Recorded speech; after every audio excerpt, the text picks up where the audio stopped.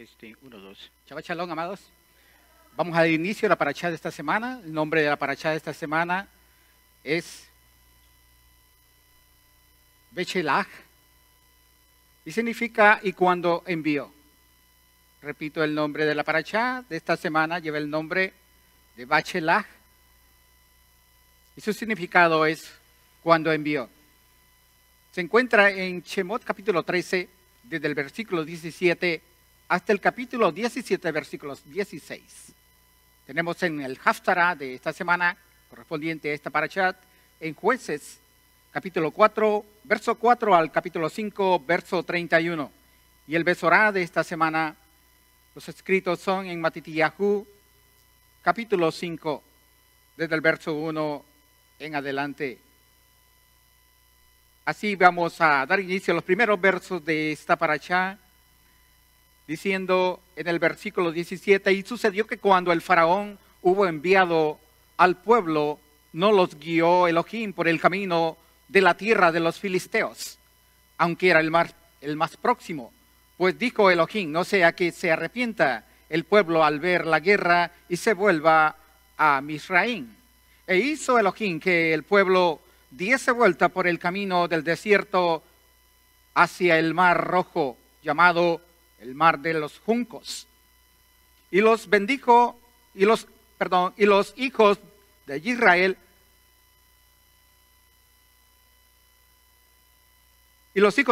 subieron armados de la tierra de Misraim. Y tomó Moisés consigo los huesos de Joseph, el cual había juramentado rigurosamente a los hijos de Israel, diciendo: ciertamente os visitará Yahweh Elohim, y haréis subir mis huesos de aquí con vosotros.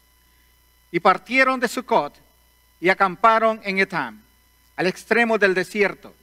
Y el Eterno iba al frente de ellos de día en una columna de nube para guiarlos en el camino, y de noche en una columna de fuego para alumbrarles, a fin de que anduviesen de día y de noche. No se apartaba la columna de nube de día, ni la columna de fuego de noche, delante del pueblo. Y habló el Eterno a Moisés diciendo: habla a los hijos de Israel para que vuelvan y acampen delante de Pijaraot, entre Migdol y el mar enfrente de Baal Zephón. Acamparéis junto al mar, para que el faraón diga que los hijos de Israel están descarriados en el país, los tiene encerrados el desierto. Y yo endureceré el corazón del faraón, de manera que los persiga, y seré honrado por medio de faraón y de todo su ejército, y sabrán los egipcios que yo soy Yahweh. Y ellos lo hicieron así. Y fue dado aviso al rey de Egipto que había huido el pueblo, y se mudó el corazón del pueblo de Faraón y de sus siervos acerca del pueblo, de modo que dijeron: ¿qué es esto que hemos hecho, dejando ir a Israel para que dejase de servirnos? Y unció el faraón su carro y tomó consigo a su pueblo, y tomó también 600 carros escogidos y todos los carros de Egipto, con capitanes sobre todos ellos. Y el Eterno endureció el corazón del faraón, rey de Egipto, y mudó, de modo que persiguió a los hijos de Israel, y los hijos de Israel salieron osadamente. Esta es la primera aliyá, la primera porción de esta parashá, en el versículo 17 del capítulo 13 de Shemot. En esta parashá vamos a ver acerca de la liberación que el pueblo de Israel obtuvo por el brazo fuerte del bendito sea. Y vamos a mencionar ese famoso cruce del Mar Rojo. Vamos a ver también lo que significa el canto de Moisés y de Miriam. Esta parashá es muy importante, la parashá número 16.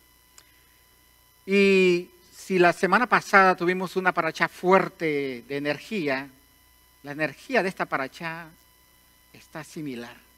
Está fuerte porque en esta parachá es donde se sale el código de los 72 nombres del Eterno. Es en esta parachá, en el capítulo 14, en esta parachá es cuando se obtiene ese potencial energético para de una vez por todas ser libres de la situación que encierra nuestra vivencia. Cada uno de nosotros ha venido a esta vida y cada uno de nosotros aceptó el venir a esta vida.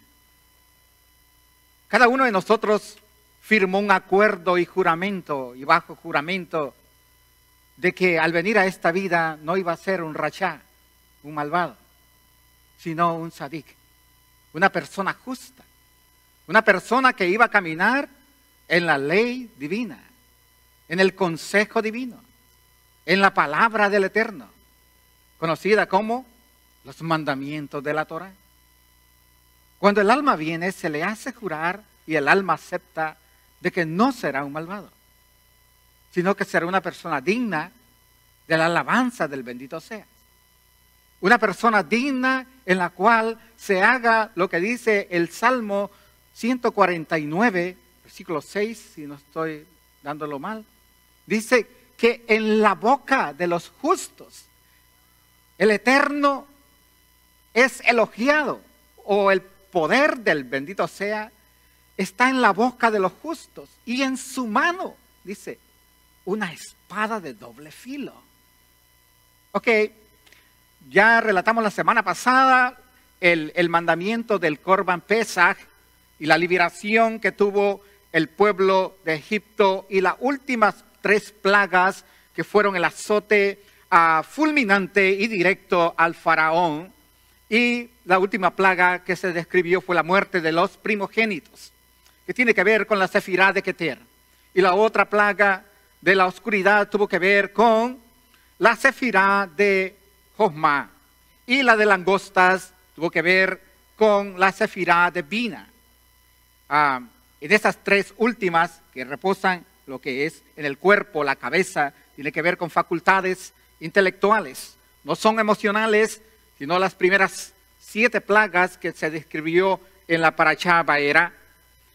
Pero la parachá de Bob describió directamente tres de las plagas que tienen que ver con el intelecto, tienen que ver con esa parte de problemas mentales cuando la luz está no equilibrada, no funcionando bien. Así la Torá nos trajo instrucción cómo ser libres y cómo no solamente estar en contra, combatiendo en contra las fuerzas del mal, las fuerzas de la negatividad, sino a la vez derrotar de una vez por todas al faraón. El faraón significa cuello, garganta. Faraón se ubica entre el cuerpo y la cabeza. Cuando decimos Egipto, está hablando del cuerpo. Cuando decimos faraón, está hablando de un poder que controla entre cabeza y cuerpo. Es el cuello. Eso es la sefirá de Da'at. Significa conocimiento. Así, las facultades que están en la cabeza es lo que recibe la conexión del mundo de Axilut, y es las primeras letras del nombre de Yod, Hei, y Bab es el serpín. La letra Yod está ubicando la cabeza, que a la vez es las semillas de donde el Adán Kadmón se va a impregnar y va a replegarse a través de todo el árbol de la vida. Esta parachá, si alguna parachá está hablando del Machía, esta es la parachá que le va a hablar de una vez por todas a cada uno de nosotros. ¿Quién es el Machía en todo esto? ¿Y qué es lo que fue al pueblo de Israel? ¿Y qué es lo que significa esa gran liberación? ¿Por qué? ¿Por quién? ¿Y con qué objetivo o propósito? Así, Moisés significa la buena inclinación. significa el top de las inclinaciones, es Moshe. Significa y representa y se asocia al corazón. Así, con este preámbulo vamos a entrar, que acá dice que cuando el pueblo se dirigía hacia afuera, no los dejó caminar directo a campo directo, shortcut, el camino más corto, más próximo, porque el próximo lugar a llegar era la tierra de Filistea, el reino de los filisteos, donde 300 años antes, o tres años antes, habían salido 200,000 de Efraín. 200,000 de la tribu de Efraín habían salido armados por convicción propia y se habían organizado y querían ellos llegar a la tierra prometida por su esfuerzo. Pero todavía no había un mandamiento que les diera luz verde para salir de Egipto, y sin contar con la colaboración de todas las tribus, que hubiese una armonización. Salieron 200,000 hombres y fueron muertos en el valle conocido en Ezequiel 37 como el de los huesos secos. Esa cantidad de hombres efratitas, hebreos, murieron en ese camino porque fueron interceptados por hombres armados que traían armas superiores a ellos y eran combatientes, más los hebreos hasta ese entonces no eran combatientes con, vamos a decir, agilidad de guerra o herramientas de guerra.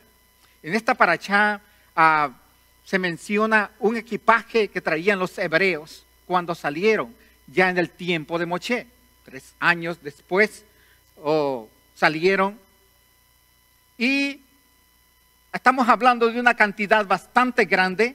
Estamos hablando más de 3 millones a 4 millones de personas, ya que cada tribu cuenta con un número bastante grande, y no solamente los integrantes de las tribus, sino que en este momento ya se ha conglomerado una muchedumbre aún más grande, compuesta por los conocidos como los mixtos. Los mixtos no eran egipcios, era gente que había llegado de otros lugares y se había quedado viviendo ahí. En la plaga de los primogénitos también fueron afectados. El turista que se encontraba viviendo ahí y que no era de allí y tenía primogénito, también perdió su primogénito, por cuanto había una energía que era totalmente a cumplirse. Los mixtos eran compuestos por diferentes naciones que había llegado como un lugar metropolitano en aquel entonces famoso como United States, para hoy que todos los lugares del mundo nos encontramos aquí habíamos de todo. Así también en Egipto había de toda clase de personas. Los Erer-Rab conocidos, que fueron también llamados como parte de estos mixtos, que fue la gente que causó problemas, y no el hebreo natural, sino otra agrupación que no tenía en el corazón esa certeza, ese emuná. Lo que tiene todo un hebreo tiene emuná, tiene esa seguridad, esa certeza, esa confianza. Pero quien no tiene esa confianza aún, si pertenece a los naturales, si no tiene una confianza en el corazón, arraigada en la buena convicción, esa persona va a ser, en un momento, se va a encontrar debilitada. Un rabino le enseñaba a sus discípulos el concepto de la emuná. Y les decía bitajón, en hebreo es bitajón, certeza, el concepto de la emuná y la certeza, esa seguridad. Y siempre estaba instruyendo a sus discípulos en tener bitajón en todo momento. Discípulos, mis talmidín, bitajón en todo momento, emuná, certeza plena. Y un día fueron a un retiro, a una parte de la selva, y se pone el anciano a enseñar a sus discípulos a repetir el mismo concepto. ¿Se acuerdan lo que les enseñé allá en la yeshiva? Aquí también les digo lo mismo, bitajón en todo momento. Ok, dijeron, aunque no se duda que en un momento dado aquí puede salir un tigre, y puede salir un oso, y puede causarnos daños, pero bitajón, manténgase firme, fuerte. Pero en ese momento de un de un matocho grande sale rugiendo un oso color negro bien grande. Entonces viene el rabino y miró qué árbol estaba más grande y sale corriendo y se sube, y también corren los discípulos tras de él, pero él corre y se va a la rama más alta y le deja a los discípulos las ramas más chicas que se vienen casi, se abajan con el espesor de ellos. El oso, pues el Eterno permite esta prueba, el oso llega nomás, resopla ahí y se detiene y no hace daño. Y entonces los discípulos le dicen al maestro, le dice, rabino, ¿qué pasó con el concepto que nos ha estado enseñando? ¿Por qué está usted hasta allá arriba? Le dice, el concepto es correcto, el concepto es emet, pero en dado caso, pero hay veces que uno se la tiene que jugar. Y por eso no tuve de otra en ese momento. No encontré mi bitajón, se subió arriba. Hay momentos que cuando el alma está en el cuerpo, llega esos episodios en los cuales la certeza, la emuná, la fe, esa seguridad no está muy anivelada. Esta parachá, no quiero hablarle la historia que usted se sabe por años. En esta parachá quiero hablarle de algo más. En esta parachá yo no le voy a hablar de lo que usted ya se sabe de memoria. En esta parachá quisiera que adentráramos a algo que si lo ha oído, quiere oírlo otra vez. Porque quizás no le quedó muy, ¿verdad?, ubicado. Antes de esto, antes de entrar a esto, Moshe, que estando en calidad de líder superior delante del pueblo de Israel, jugaba un papel que después lo replegó a su hermano Aarón, pero mientras estaba hablando y dirigiendo en la fiesta de Pesaj, en la parachá anterior, parachá de Bob, él mandó y dio misbá a todos los hebreos a ir a colectar el oro y la plata y todas las perlas de valor a los hebreos, pero él no fue. Y la parachá aquí dice que Moshe se encargó de llevar los huesos de Yosef. Para un cojén, de acuerdo a la halajá, es prohibido acercarse a un muerto. No puede un cojén tocar un muerto porque se impurifica. Pero Moisés, no teniendo alternativa y sabiendo la misbá, sabiendo la halajá de lo que concierne, él era el líder, sí, y también era cojén en ese momento. Entonces él sabía que no podía mandar a cualquier gente a donde estaba los restos de Yosef, porque lo habían puesto bajo el agua del río Nilo. Y en este evento Moisés va a ese lugar. Le dan a conocer dónde está puesto el ataúd, porque no querían los egipcios que Yosef saliera jamás de Egipto. Porque decían, no dejando ir a Yosef y sus huesos, este pueblo jamás va a salir de aquí. Pero reteniéndolo, él va a estar acá. Pero si soltamos y si lo enterramos, ellos van a sacarlo. Así que lo llevaron al río Nilo y lo pusieron bajo el agua. Moisés va y le habla a Yosef y le dice, Yosef, ha llegado la hora de la redención.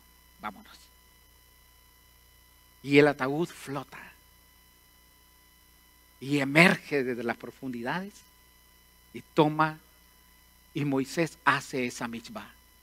Aunque hay una misbá también de Gesed, que si alguien va y es cojén o es levita y va por un camino y ve un cadáver, en vez de dejar que se lo coman las fieras del campo, le da sepultura y hace una misbá que está conectada a Abraham, está conectada a Gesed.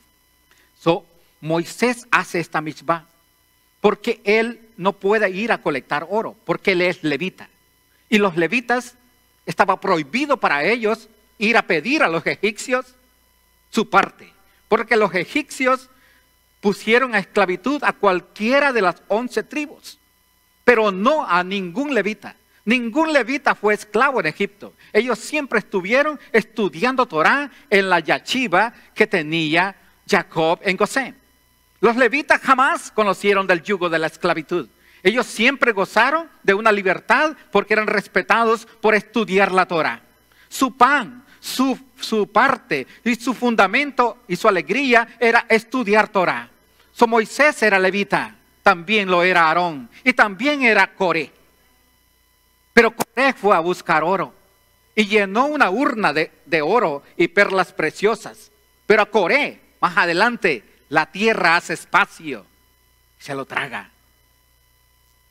Pero Aarón y Moisés, que saben de estas leyes divinas, ellos no van a pedir su parte, ni ningún levita. Y más adelante, cuando se reparte la tierra de Israel, el levita tampoco recibe nada.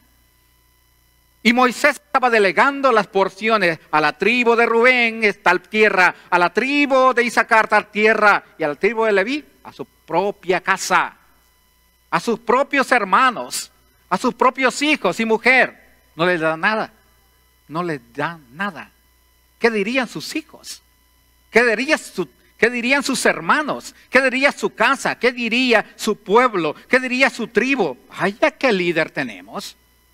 Vaya qué líder tenemos que a todos le da manos llenas. El gamonal es Moche, pero para su casa, el escandil de la calle, oscuridad de su casa. Pero es que la porción de Leví era la verajá del bendito sea. El Eterno mismo era la porción de los levitas. Y ha sido y será siempre la porción de levita es el bendito sea impregnando su ser interior. Voy a hablar en esta parashá muy preciosa. Quiero hablarle de lo que está pasando y es una interpretación que traigo desde los escritos del Ari. Y es esto: cuando Faraón envió al pueblo, esto se refiere cuando el alma abandona el cuerpo. Le voy a hablar en esa parte. No piense usted en cosa física. No piense usted en una historia y la película. Deténgase conmigo un momento que cuando dice la Torá y cuando lo compila el Chumash y el Targum y la Gemara, Mishnah, lo que usted esté leyendo, o el Midrash mismo, cuando dice, cuando Faraón envió al pueblo en Éxodos 13, 17, esto se refiere cuando el alma abandona el cuerpo. Faraón, el rey de Egipto, representa el cuello. El cuerpo es terco y la terquedad gobierna sobre el cuerpo que es Misraim. El cuerpo significa a Misraim. En otras palabras, el cuerpo es testarudo por la influencia del cuello. El cuerpo puede ser descrito como testarudo, ya que insiste en imponer o por su propia perspectiva, su propia lógica, en inclinación a los poderes materiales que se encuentran en Egipto. Egipto significa constricciones. Constricciones es una influencia constante por las fuerzas del mal. En esta parashá está fuerte la luz del bendito sea, pero también está fuerte la inclinación al mal. El desafío en esta parashá, el Eterno endureció al faraón. Estoy en versículo 8 del capítulo 14. El Eterno enfureció al faraón, rey de Misraim, y persiguió a los hijos de Israel. Veremos qué hay aquí. Cuando el alma abandona el cuerpo, los poderes de la inclinación al mal se dispusieron a perseguir a esa alma para dañarle y hacerle daño. Esto es porque la inclinación al mal es también la agrupación del malak acusador. Y después de tomar el alma, el cuerpo la persigue para hacerle daño y vengarse de ella. Hay una guerra que la inclinación del mal tiene contra nuestra alma. ¿Cuál será esa guerra? Veremos. Los alcanzó mientras estaban acampando junto al mar. Versículo 9 del capítulo 14. El mar se refiere al Geinón. El mar se refiere al Geinón conocido como el río de fuego. Acuérdense que el tema que llevamos es cuando el alma sale del cuerpo. Vinimos y estamos en el cuerpo, pero llegará el momento de la gran liberación egipcia en el cual el alma sale del cuerpo. Sale hacia un lugar que el bendito sea le muestra.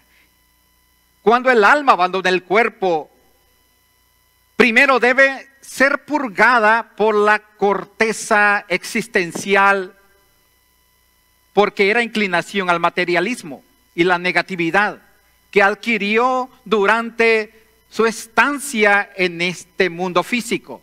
Solo entonces podrá proceder para experimentar grados de su espiritualidad en otros niveles. Cuando el faraón se acercó, versículo 10, para entregar el alma a los agentes de las fuerzas del mal y los dolores del dolor para torturarlos, los hijos de Israel alzaron la vista y vieron a los egipcios a sus espaldas y se asustaron mucho.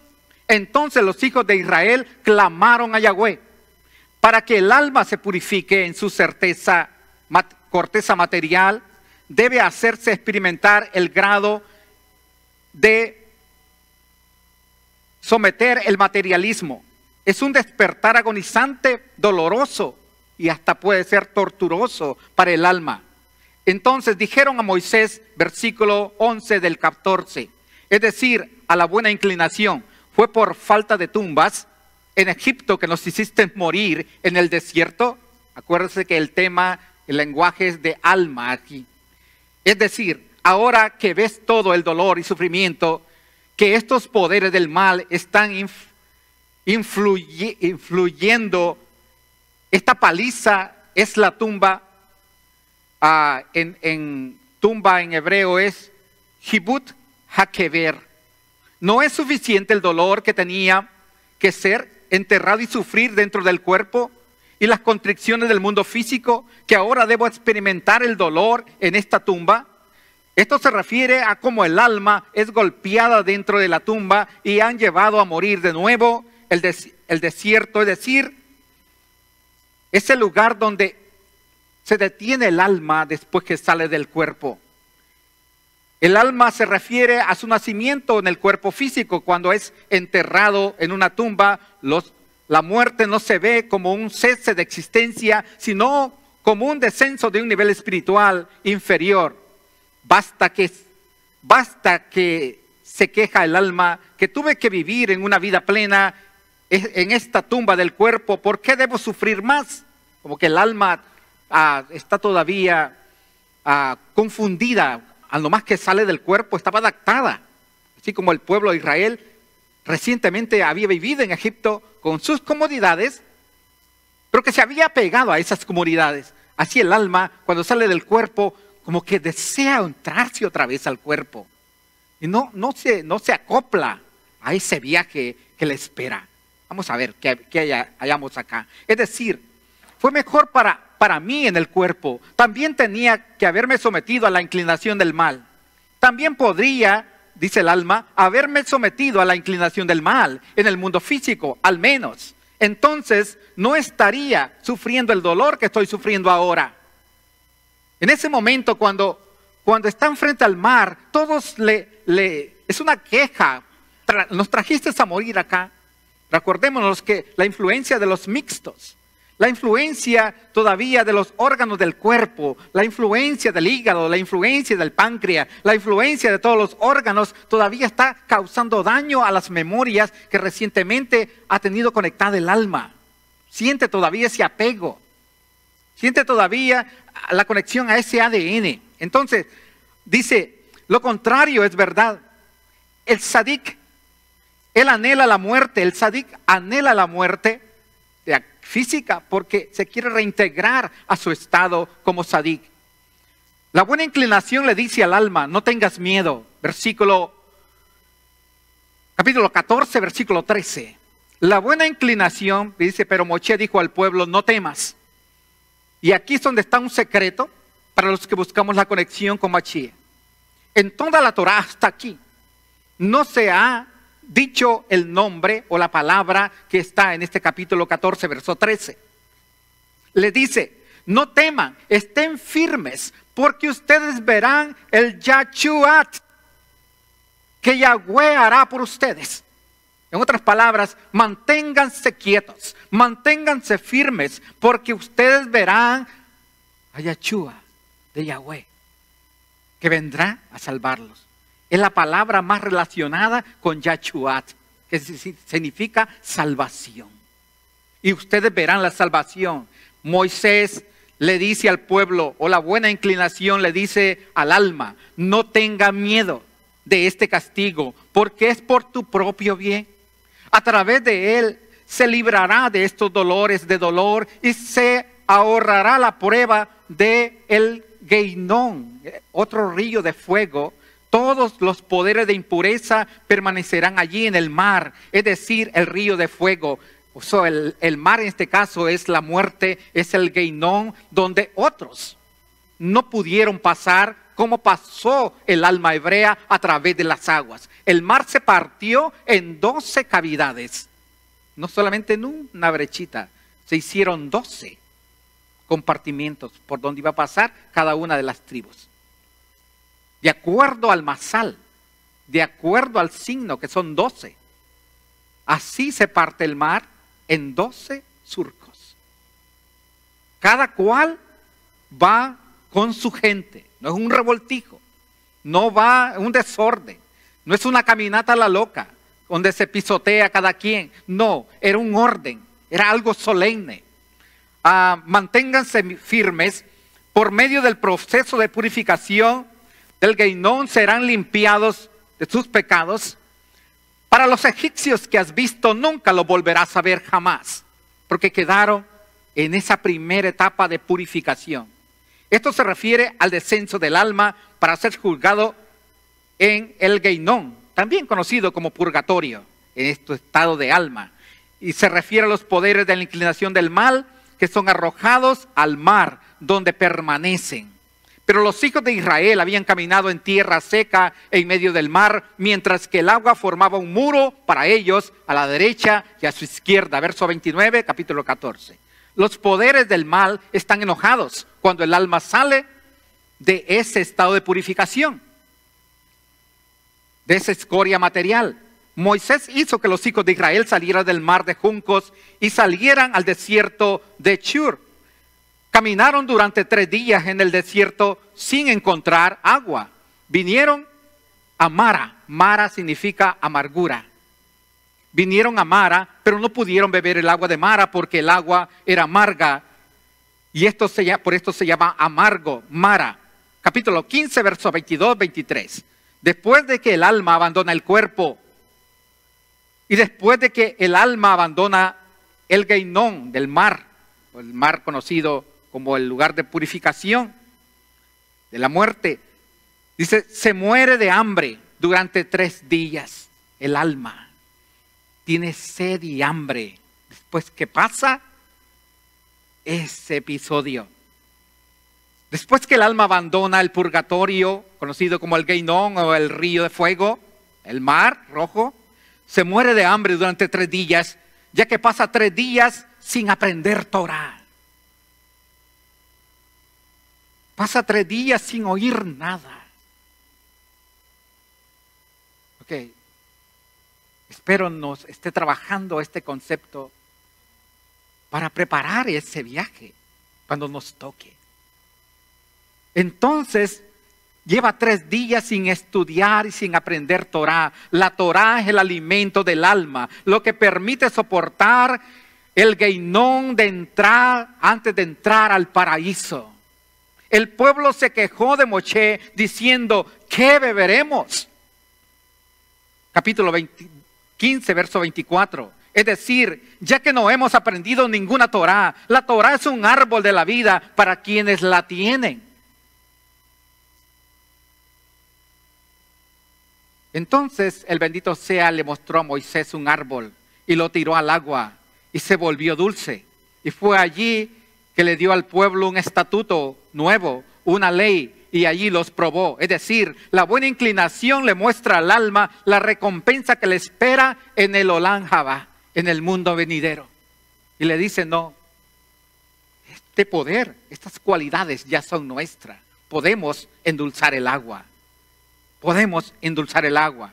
Ahora, le dice la Torá en Éxodo 15:26, si prestas atención diligentemente a la voz de Yahweh tu Elohim y haces lo que es recto en sus ojos, escuchando atentamente sus mandamientos, observando todos sus estatutos, entonces ninguna de las enfermedades que traje a Misraín te traeré a ti, porque yo soy Yahweh, tu sanador, el que te sana. Es decir, el bendito sea promete al alma que dado a que observó la Torá durante toda su vida en el mundo físico y se sometió a su proceso de purificación en el Geinón, y cruzó el mar y experimentó ese suceso de pasar esa experiencia, ya no experimentará nada de negatividad y de la depresión, de las fuerzas del mal, ya que ha sido sanado para siempre.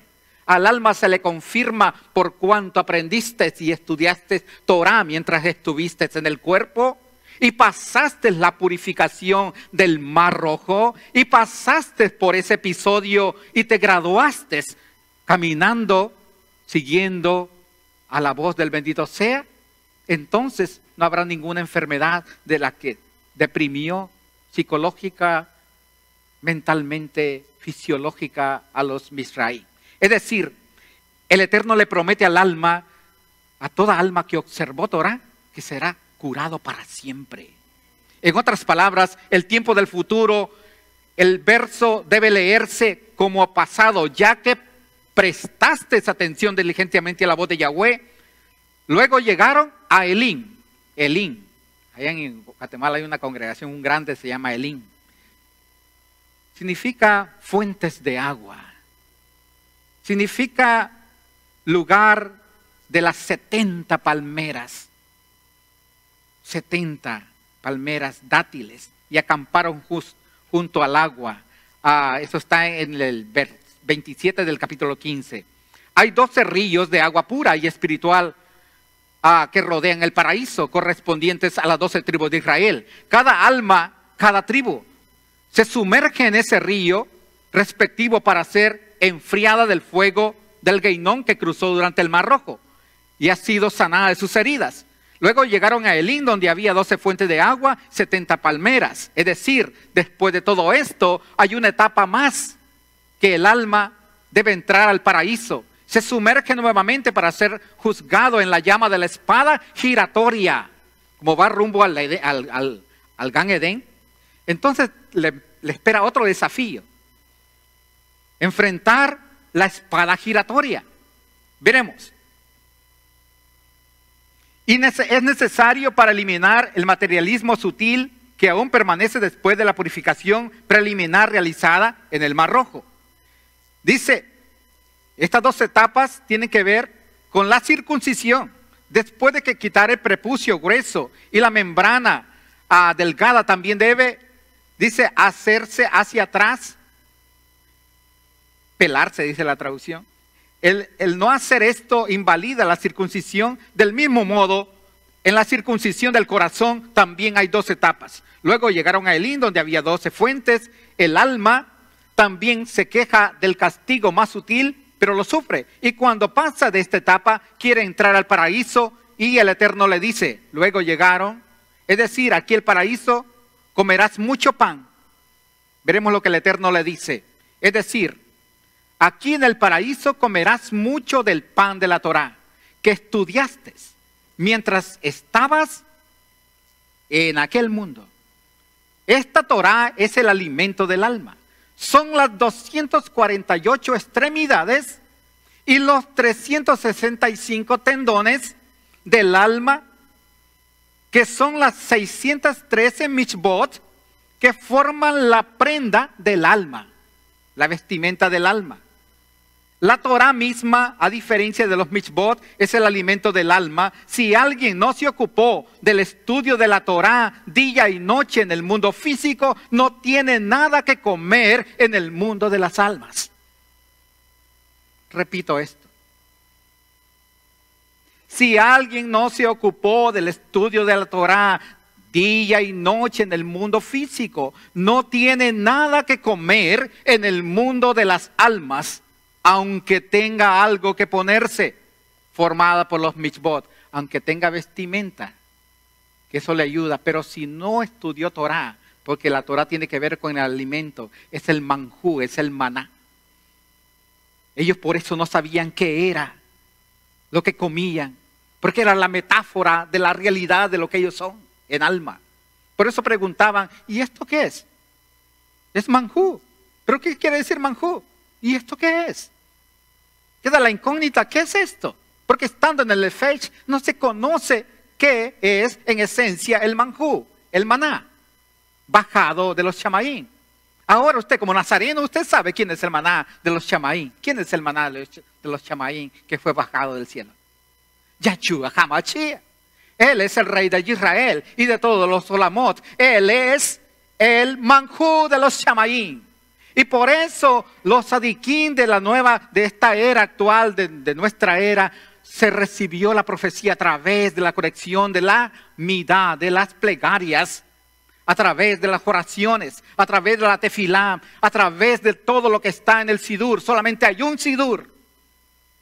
Hay muchas formas, versiones, explicaciones, pero no fondo. El fondo, la forma fundamental es una. Hay muchas formas de cómo hacerlo, pero fondo solamente uno. Hay un sidur y ese sidur se encarga específicamente de conectar su alma a Yahshua. Todo sidur lo va a llevar a Yahshua. Si un sidur le dice que no hay Mashiach y que no hay una conexión con el Mashiach, Yahshua, ese sidur lo está entreteniendo solamente. Es una yoga más, cerveza y yoga, pero no alimenta su alma. ¿Qué dijimos acá? Que son los 248 y 365 tendones, que son la estructura del alma. Son los huesos y son los tendones del alma. Ahora, la gente saldrá y se reunirá una porción del manjú cada día. La gente saldrá y reunirá una porción cada día. En el paraíso de las almas, el alma recoge su recompensa diaria y su alimento. La comunidad entera de los hijos de Israel se trasladó desde el desierto de Sin, conocido Sin. Ahí se llamaba Sin, no se llamaba Sinaí. En sus viajes, de acuerdo con la palabra del Eterno, Éxodo capítulo 17, verso 1, es decir, después de recibir su recompensa en el nivel inferior del paraíso, el alma pasa a nivel superior del paraíso, denominado Sinaí, para recibir nuevos niveles de Torah. La Torah de la boca o directa de la boca del bendito sea. La letra Yud se agrega a Sinaí. Así para formar Sinaí. Acamparon en Refidim, el proceso. Pero no había agua para que el pueblo bebiera. Capítulo 17, verso 1. Entonces Amalek, otro. Recuerda que el proceso del alma va rumbo al Gan Edén, al paraíso, a su casa. Dice el canto, vuelvo a mi hogar, a tierra Kadosh, a mi mansión yo volveré. Y junto a Malaquín yo cantaré. Ok, esa es una alegría de aquellos mundos, es del alma. El canto de Apocalipsis, el canto que se va a cantar después. Pero el pueblo aquí no quería cantar. Solo habían dos almas que estaban dispuestas a cantar. El alma de Moisés y el alma de Miriam. Ellas dos encendieron la chispa porque bajaron desde el Parsuf de Absilut, del Parsuf de Keter Homay Binah, bajaron las emociones que están escondidas y que son la esencia y las conectaron y las replegaron en las emociones del Searpín que estaban apagadas. Ahora bien, cuando el alma antes de que ascienda a niveles superiores del paraíso, hay otro tipo de purgatorio o Geinón que debe atravesar. Este grado es más sutil que el río de fuego, para quemar esos pecados que los justos, que son tan tenues, tan finos, como un cabellito, de esos chiquitos que usted tiene, que cuesta que se lo agarre, solamente con una buena tijera, entonces lo corta, finísimos. Así es esto, tan fino, que los justos es tan tuene como un hilo, pero los graves pecados ya habían sido rectificados en el Geinón del Mar Rojo. Cuando más alto asciende en la espiritualidad, en los niveles anteriores de los que estabas, parecen ser difíciles, pero son procesos del alma. Este proceso del Geinón es superior, se llama Refidín, y alude a los justos cuya mano de los mandamientos era débil. El ataque de Amalek llega porque hay un nivel de inferioridad en la emuná. El ataque de Amalek llegó porque el pueblo se desconectó del estudio de la Torá. Se desconectó al estudio de la Torá, y Amalek significa la influencia a través de la duda, de la desconfianza. Cuando hay desconfianza viene el miedo, viene el caos y hay confusión. El Geinón superior se llama Refidín, y por eso son sometidos los justos, el alma de los justos, a este nivel, porque se encuentra en ellos, no pecados ya grandes, se encuentran pecados de nivel sutil, y son finos. Se llama desconfianza, se llama falta de emuná, se llama falta de certeza. ¿Me dejará entrar nuevamente la espada giratoria al Gan Edén, o me voy a quedar como Adán afuera? Adán quiso ingresar otra vez, pero ya la espada no lo dejó. Entonces acá Amalek, el ataque de Amalek es en el alma, y lo causa acá y lo va a causar en el proceso. Por eso la ventaja de nosotros contra Amalek es conectándonos a la Torá,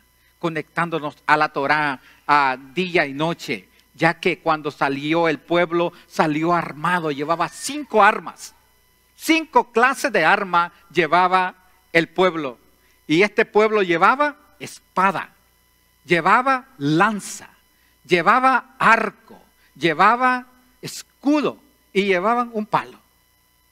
5 armas, pero que son poderosas, porque la espada no solamente significa cortar, hacer pedazos algo, sino que con ella podemos tener la herramienta en cada mañana, en cada amanecer, en cada inicio de día. Usted toma la espada, usted toma la flecha. El Shemá está conectado a la flecha.